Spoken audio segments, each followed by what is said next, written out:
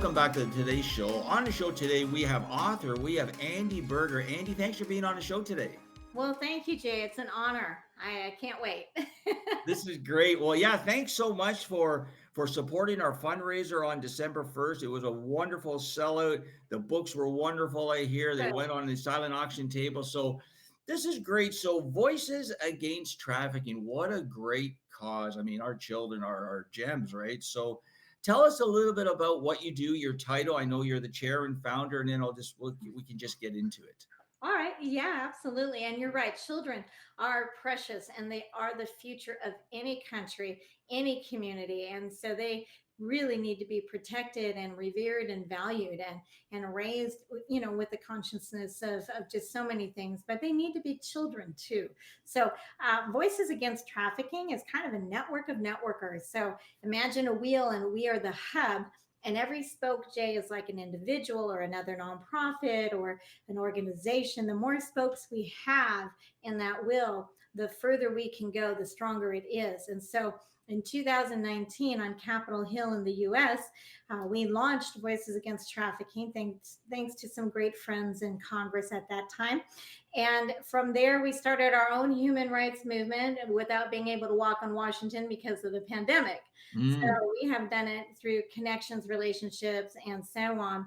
But in that time, we've brought out a couple of books, a magazine. We're going to have a CD. We have a TV show coming out because our main focus is to reach as many people as possible with the awareness worldwide about human trafficking, what it really is, what it means to communities, and what it means to really the success and survival of any country. If it allows it to continue unchecked. And then also, if we create greater awareness, hopefully that creates greater prevention. And prevention is how we stop the traffickers and the human predators, as I call them. And with prevention, that inspires action. So we are all about trying to reach people with different tools, just like you're doing today, which I really appreciate, getting the message out to your audience and to have that partnership. Happy to support in any way what you guys are doing as well, because victims of human trafficking often have many disabilities involved. So Voices is out there. We've had a great 5-year run and we're ready to rock the world this year with a lot more. Well, I know you're located out in Oregon, the USA, but I know this is obviously a worldwide venture. Now, it just seems like human trafficking is so much more in the news over the last few years. And do you find that too, Andy? Like, Absolutely. Unfortunately, it's been around probably since the beginning of time when humans were traded for labor, sex, debt reduction. But in the US, unfortunately, we have had a lot of national stories about it, people that have been powerful getting arrested, Hollywood people, all of that. We've had movies, lots of movies like the Taken series, which was well done, Sound of Freedom. So we have a lot more people starting to wake up and say, wait a minute, this is not good. Okay. And in the US right now, every 40 seconds, a child 18 years and under is abducted. That means they're taken or lured into something that looks safe. But Jay, I found that in other countries too. The predators, especially online, are looking for your kid, for your niece, your nephew. And they are a lot smarter than we think they are. well, this is great. Thank you for educating our viewers. Unfortunately, we were supposed to be going live on Facebook, but technical difficulties, that happens today's age. But we're gonna post the edited version up on our Facebook. But this is great. So when it comes to human trafficking, Andy, can you tell us like what are the different sectors that people benefit? I mean, obviously everybody knows about the sex trade, right? But the Mhm. labor trade, right? Obviously cheap Right. labor. So sex, labor. Is there what other sectors that people may not know where they take advantage of that situation? Well, one other section would be what we call debt repayment or debt indentures, because what happens is somebody says, "Well, smuggle my kid into the U.S., for example, and I'll pay you," and they can't pay, and then either they're taken or their child is taken and sold to cover that debt, so to speak, or other things. It could even be something as simple as enslaving somebody to work at someone's home. They're very rich or wealthy, and somebody owes them money. And so there's all kinds of small ways, but mostly you hear about the sex because even gangs are using that more than selling drugs in some places, because it's easier to sell a human being 20 to 25 times a day, which is the average for any victim of human trafficking. Especially now, think about a 12 or 13-year-old girl, which is the average age of a trafficking victim.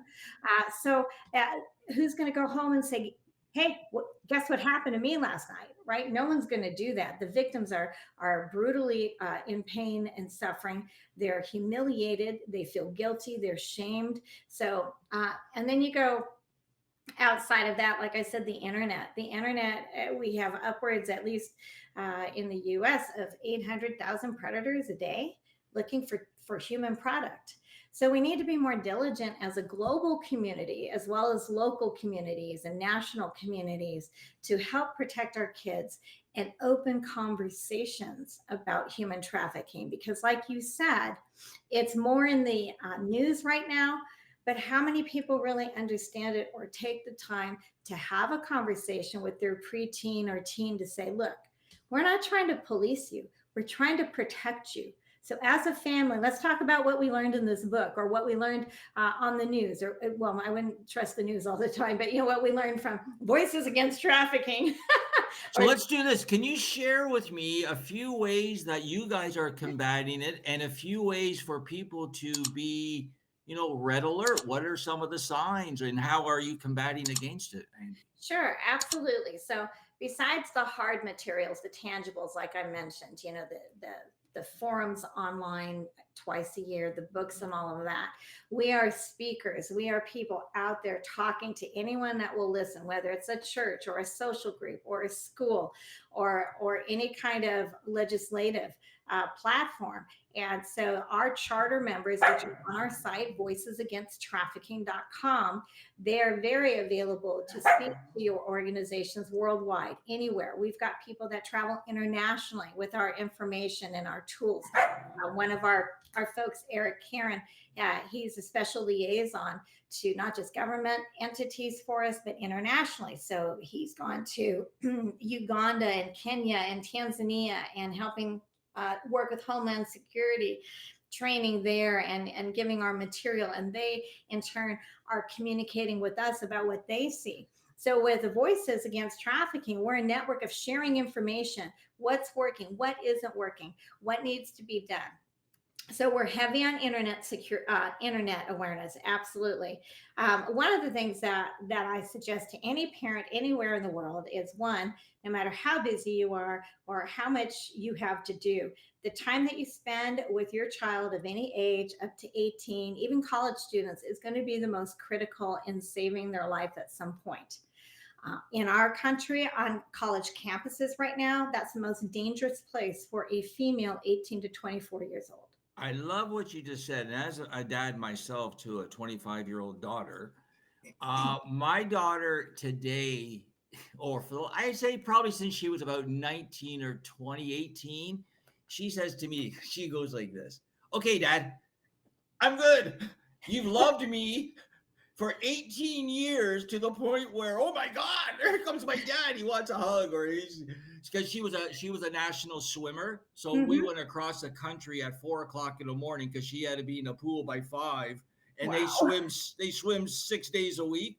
So I was with my daughter. But what you said, spending time with your child is so important because it shapes who they are as they grow up. So for Absolutely. myself, I was a hands-on dad to the point where my daughter today goes, "I'm good, Dad. I'm good. I'm good." And that's what I learned. That's what I learned from my mom and dad, right? My mom and dad were always there for me, and they're still there, right? But always there for me. I just had to turn around, and there's my dad, and there's my mom, and no one would ever touch me. So you're doing a great thing. Let's take a quick break, and when we come back, let's talk about your books. How's that? Okay, sounds great. Okay, you're watching the Today Show. On the show today, we have founder and chair for Voices Against Trafficking and an author, Andy Berger. She was kind enough to donate a couple of her wonderful novels for our silent auction back on December 1st. So we're very appreciative. Great show today, very informative. We're going to post this and post links, and you got a great team too. Let's talk a little bit about your team. So stay tuned. You're watching the Today Show. We'll be right back.